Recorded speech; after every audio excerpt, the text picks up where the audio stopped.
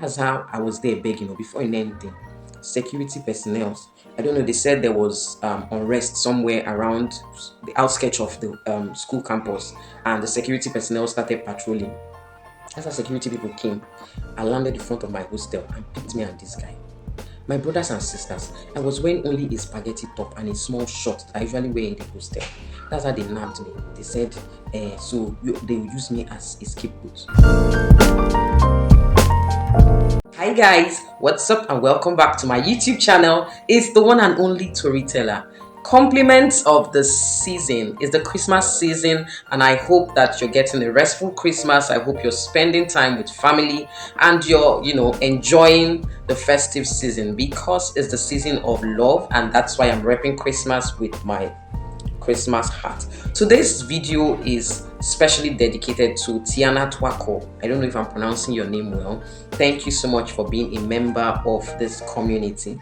And I want to say a big thank you to all my new subscribers. The past few days, I noticed that the subscription have been increasing. Thank you to everyone who has been sharing my content and who has been helping me solicit for subscribers. I do not take your love for granted. I wish you a very wonderful Christmas, and I pray that the blessings of the season will be yours now and always. Now to today's video, it's just going to be a chit chat. I just remembered one random gist. I just thought of, who else do I give this gist to if not members of the storyteller community? So this happened when I was in my first year, 2004. I just gained admission into the University of Nigeria and Nsukka to study mass communication. So there was this guy randomly who was asking me out, and he was in my department, he was in my faculty. But two things I didn't like about this guy. Number one, whenever he sees me, during in the daytime in the classroom area, lecture hall and all of that, he would act like he did not know me.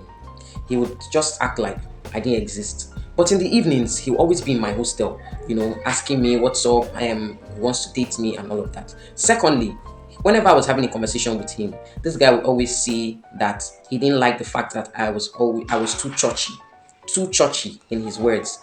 Because when I was in school, I am still a church girl. I am a Jesus girl, full time, all day, all time. Okay, so back then I usually wear just skirts and gowns. I didn't wear trousers. As a matter of fact, I started wearing trousers. The first trouser I ever wore was bought for me by my Anambra man, my husband. And so yeah, he used to tell me that why am I always so uptight, why I'm always wearing skirts and gowns, that I should try a trouser. I said, when you met me, she be na my skirt I wear, you come meet me. So please leave me the way I am. And then he always used to say that I'm always about church and all of that. I used to invite him for my fellowship, but Uncle would never come. There was always one reason why he couldn't make it to my fellowship. So these reasons, I just cancelled him.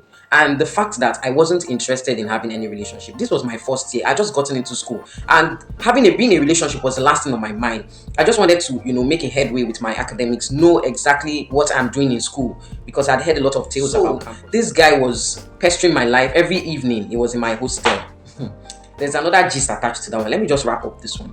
So one special day, I had made up my mind that I was going to tell him off. I didn't like the way he was always visiting me in the hostel, because people were now beginning to think that there was something going on between us, but there was nothing. It was just him pestering me and all of that. So this day he came to my room, and he noticed that my roommates all had visitors. We were like 8 in the room, and so everybody had a visitor. And by the time he came, the room was full, girls and guys everywhere. And he said he wanted to discuss something important with me. So would I mind if we step out? I said, okay, no wala.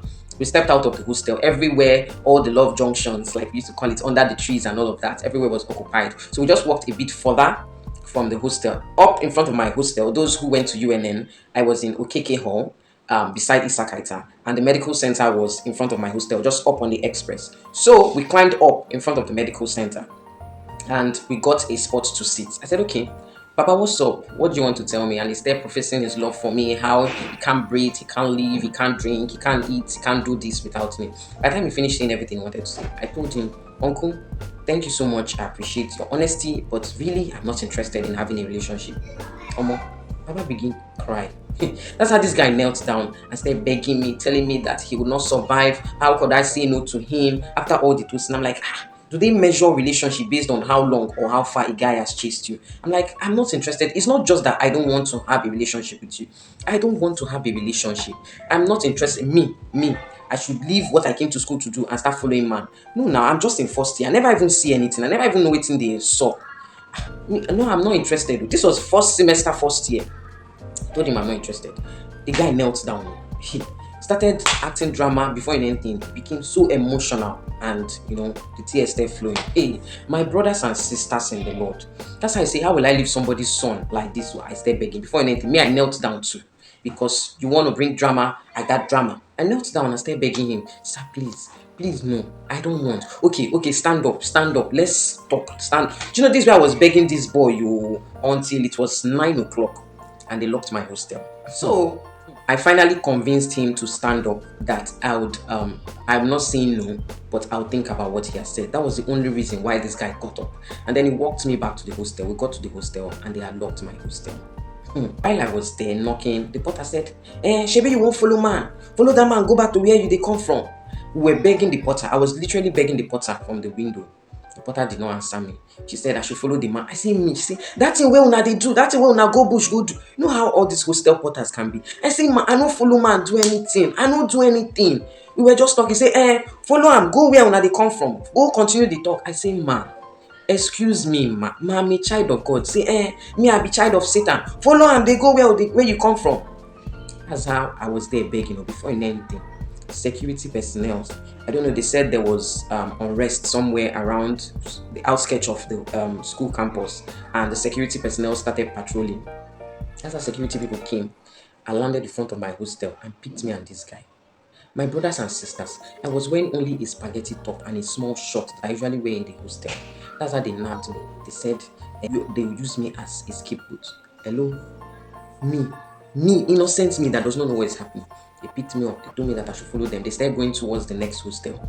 And there were some girls who were locked out of their hostel too. And they picked them too. They said they were taking us to security post. We will sleep there that night. And the following day, they will parade us. Hey, God, I beg. I started begging. I said, no, sir. I just came outside to get something. I denied the guy. They said, are you not the one with this guy? I said, which guy? I don't know him. I don't know him. Me, I just came to pick something. I left my clothes at the back. God forgive me. I started lying. I said, I came to pick something. Only for me to get there. My roommate had picked it for me. I didn't know. They said, but what were you doing outside till this time? I said, I just remembered it now. I didn't know that they would lock the hostel. That's how the guy said, follow me. The security people carried us. As they were passing by the side of my window, I started shouting. I started calling my roommates, Juju, Juliet, Roslyn, please come and help me, Letitia. My roommates came to the window. I'm like, what is that? I said, security wants to carry me. And then I used to be the baby of the room because I was kind of the youngest. I was in first year. Yes, I had a bedmate who was in first year, but she was older than me. So I was like the baby of the room. They were like, what is happening? They started shouting, no, sir, no, sir. They came and started banging on the door. They called the porter. The porter eventually opened the door and they ran outside. Some other of my neighbors, with thinking about this thing now, it's so funny. Some other people in my hostel, because my room was on the ground floor, they came out, they started begging the security, and that was how the security released me. They say, you dey first year, you dey follow man. I say, I no follow man. God forbid me follow man. Never. I no follow man. I don't know this guy. I don't know him. I just see him now. They asked the guy, do you know her? I was looking at him. Tell them that you know me now. Let me curse you. So the guy said he does not know me, that he was just passing and he saw me begging and decided to beg for me. My brethren, that's how they released me. I was just thinking, what if these people had actually carried me and then maybe the next day they now start parading me from one class to another, from one department to another, from one faculty to another, and telling people about me with my spaghetti and my bomb shots. What will I tell my generation? What will I tell my parents? God forbid. The devil has failed. So my brethren, that's how God delivered me in my first year. That's when I knew that God loves me too much, because He did not allow the devil to stay my white. He did not allow man to ridicule me. So if you have passed through any of Nigerian campuses, can you share one of your experiences, one of your ridiculous experiences with us? Or if you have witnessed a miracle, because this one is a miracle, can you share with us, please? I would really love to hear from you. What do you think about this story? I hope it's amusing to you the way it's amusing to me now, because then it was not amusing. There was nothing funny about it. I hope you actually enjoyed this video. Please do well to drop your thoughts in the comment section, and as usual, I'll be picking names from the comment section to dedicate subsequent videos to, because this is our growing community and I really want us to connect more.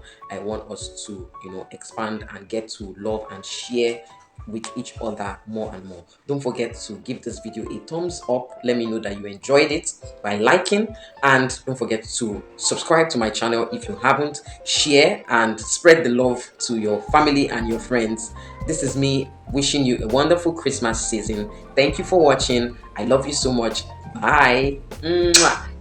Hi guys, welcome to this is I don't know what to say.